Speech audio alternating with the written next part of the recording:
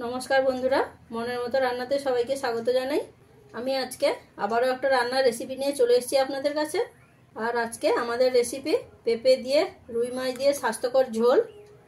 तो बंधुरा आमी एई स्वास्थ्यकर रेसिपिटा किभाबे बानालाम आपनारा भिडियोटा प्रथम थेके शेष पर्यन्त स्किप ना करे देखते थाकुन, ताहले आपनादेर रान्नार समय अनेकटाई हेल्प होबे। पेঁপে दिए रुई माछेर स्वास्थ्यकर पातला झोल करार जन्य আমি এখানে পেঁপে কেটে নিয়েছি। পেঁপেগুলো দেখুন এই রকম লম্বা করে আর এই রকম মোটা করে মিডিয়াম সাইজ করে কেটে নিয়েছি। নিয়েছি আলু, আলুগুলোকে আমি এই রকম লম্বা করে এবং একটু মোটা মোটা করে কেটে নিয়েছি। আর নিয়েছি রুই মাছ, 6 পিস রুই মাছের পিস নিয়েছি। মাছগুলোকে প্রথমে ম্যারিনেট করে নেব। তার জন্য দিয়ে দিচ্ছি হলুদের গুঁড়ো, দিচ্ছি পরিমাণ মতন লবণ, আর দিচ্ছি কিছুটা পরিমাণে সরষের তেল। এবারে হাত দিয়ে মাছগুলোকে খুব সুন্দর করে মেখে নেব।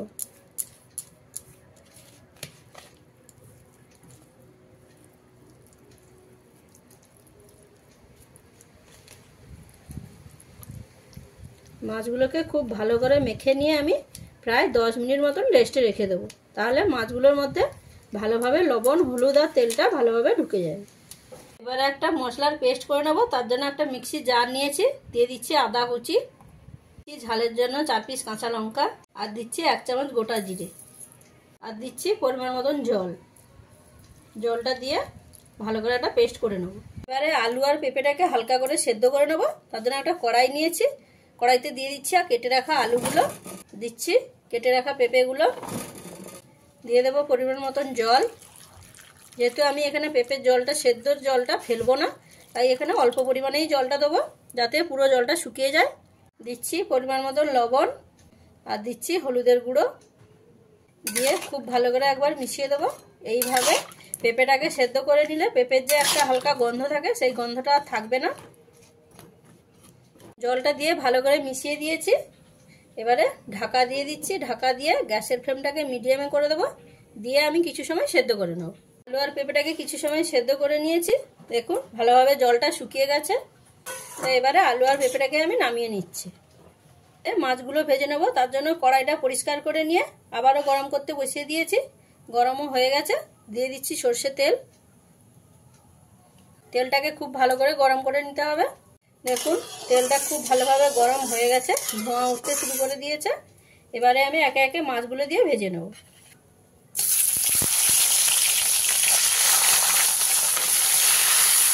মাছগুলো দিয়ে নিয়েছি। এবারে কিছু সময় মাছগুলোকে ভালো করে লাল লাল করে আমি ভেজে নেব। মাছগুলোকে কিছু সময় আমি ভেজে নিয়েছি, দেখুন একটা সাইড ভাজা হয়ে গেছে। এবারে উল্টে দেবো, উল্টে দিয়ে অপর সাইডটা ভালো করে ভেজে নেব।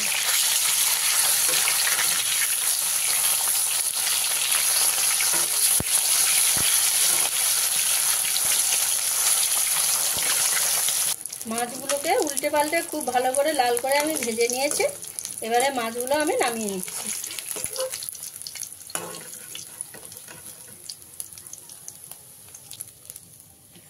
এইভাবে বাকি মাছগুলোকেও আমি খুব ভালো করে ভেজে নেব। এই মাছগুলোকেও আমি লাল লাল করে ভেজে নিয়েছি। এবারে মাছগুলোকে আমি নামিয়ে নিচ্ছি। ওই মাছ ভাজা তেলের মধ্যেই ফোড়নে দিচ্ছি 1/2 চামচেরও কম 5 ফোড়ন, দিচ্ছি একটা তেজপাতা এইভাবে ছিঁড়ে নিয়েছি। দিয়ে হালকা ভাজা ভাজা করে নিতে হবে, বেশি পুড়িয়ে ফেললে কিন্তু চলবে না। দেখুন হালকা ভাজা ভাজা হয়ে গেছে। এবারে আমি দিয়ে দিচ্ছি পেঁয়াজ কুচি। আমি এখানে 1 পিস ছোটো সাইজের পেঁয়াজ নিয়ে কুচি করে নিয়েছি। তো আমি এখানে কুচনো পেঁয়াজ দিয়েছি, আপনারা চাইলে পেঁয়াজটাকে বেটে দিতেও পারেন। পেঁয়াজটা দিয়ে নেওয়ার পরে পেঁয়াজটাকে হালকা লালচে করে ভেজে নিতে হবে। গ্যাসের ফ্লেমটাকে এই সময় আপনারা মিডিয়ামে দেবেন। দেখুন পেঁয়াজের গায়ে একটা হালকা কালার চলে এসছে। এবারে আমি এর মধ্যে দিয়ে দেবো পেস্ট করে রাখা আদা, কাঁচা লঙ্কা আর জিরে। পেস্টটা দিয়ে নেওয়ার পরে খুব ভালো করে ভেজে নিতে হবে, প্রায় 1 থেকে 2 মিনিট ভেজে নিতে হবে। তাহলে আদা, কাঁচা লঙ্কা আর জিরের যে কাঁচা গন্ধটা আছে সেটা ভালোভাবে চলে যাবে। আদা, কাঁচা লঙ্কা আর জিরের পেস্টটা দিয়ে প্রায় 1 থেকে 2 মিনিট আমি ভেজে নিয়েছি। আদা আর কাঁচা গন্ধটা চলে গেছে।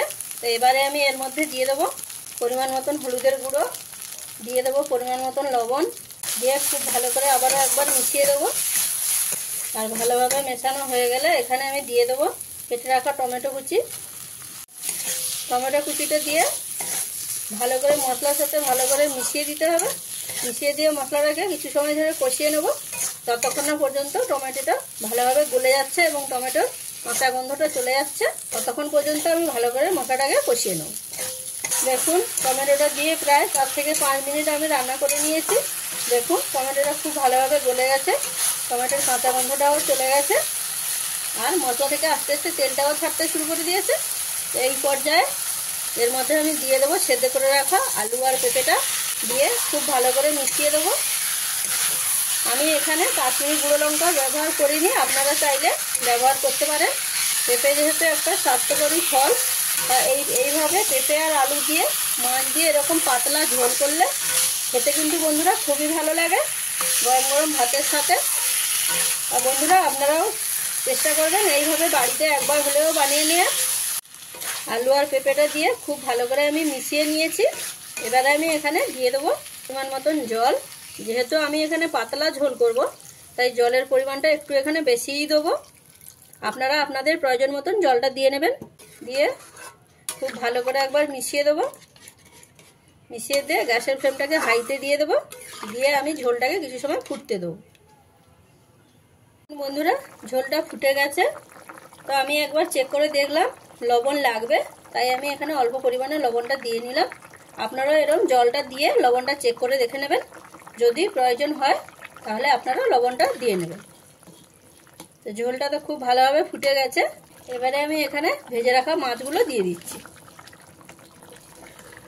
দিয়ে মাছগুলোকে ঝোলের মধ্যে এইভাবে আস্তে আস্তে একটু ডুবিয়ে দেবো। দিয়ে আবারও আমি প্রায় 2 থেকে 3 মিনিট আমি ফুটিয়ে নেব। তা বন্ধুরা আপনারা দেখতেই পেলেন পেঁপে দিয়ে আলু এবং রুই মাছ দিয়ে স্বাস্থ্যকর পাতলা ঝোল কত সহজেই বানিয়ে নেওয়া যায়। তাই আপনারাও চেষ্টা করবেন এইভাবে একবার বানিয়ে নেওয়ার। খেতে কিন্তু বন্ধুরা খুবই অপূর্ব স্বাদের হয়। দেখুন বন্ধুরা মাছগুলো দিয়ে আমি প্রায় 2 থেকে 3 মিনিট ফুটিয়ে নিয়েছি। তো একদম রেডি হয়ে গেছে পেঁপে দিয়ে রুই মাছের পাতলা স্বাস্থ্যকর ঝোল।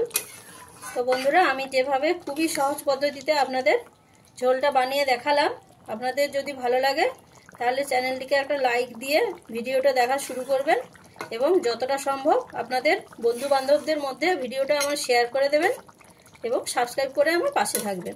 আর রেসিপিটা কেমন লাগলো বন্ধুরা সেটা কিন্তু আমাকে অতি অবশ্যই কমেন্টের মাধ্যমে কিন্তু জানাতে ভুলবেন না।